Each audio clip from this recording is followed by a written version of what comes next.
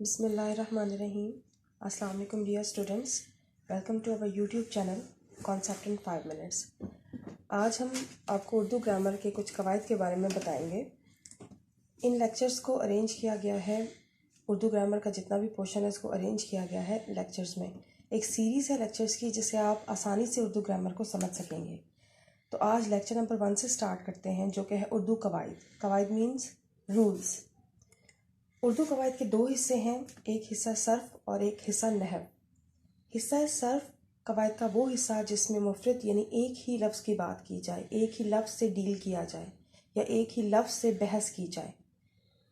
اور حصہ نحو میں قواعد کا وہ حصہ شامل ہے جس میں جملوں کی بات کی جائے. جملے مطلب سینٹینسز. اب لفظ کیا ہے؟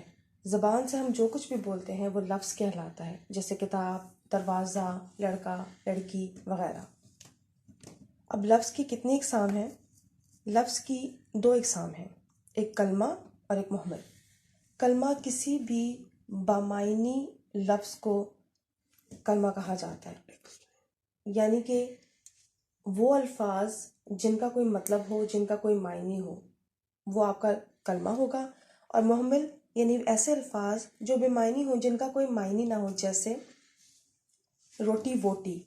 اب روٹی کی اگر بات کی جائے تو وہ کلمہ ہے کیونکہ اس کا ایک معنی ہے, لیکن اگر ووٹی کی بات کی جائے تو ووٹی جو ہے وہ محمل ہے کیونکہ اس کا کوئی مطلب نہیں, کوئی معنی نہیں ہے.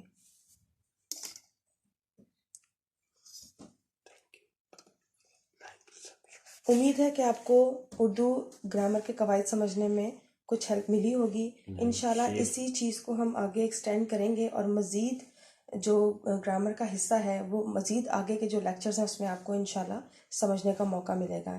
اگر آپ کو ہماری ویڈیو پسند آئی ہو تو اسے لائک کریں, سبسکرائب کریں اور شیئر کریں. Thank you.